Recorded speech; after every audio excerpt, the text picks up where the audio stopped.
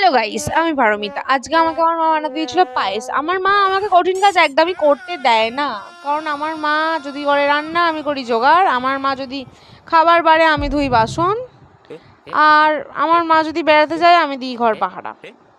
তো আজকেও তেমন পুজো ছিল, আমার মা উপরে রান্না করছিল আর আমি নিজে পায়েসটা রান্না করছিলাম। আর পুজোর জন্য পায়েসটাই আমাকে রান্না করতে দিয়েছিল।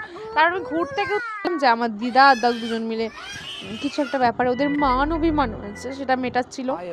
যাই হোক, আমি যেটা দেখে আবার পায়েসটা নাড়তে চলে এলাম, নাহলে আমার মা খুন্তি নিয়ে আমার পিছনে দৌড়াবে।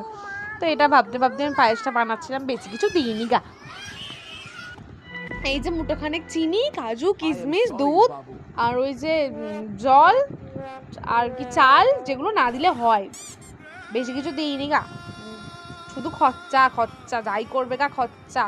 হ্যাঁ, আবার ওই যে পুজোর প্রসাদের সন্দেশ ছিল না, আমি যখন খাচ্ছিলাম ওই কটাকেও মানে মাখিয়ে নিয়ে খেয়ে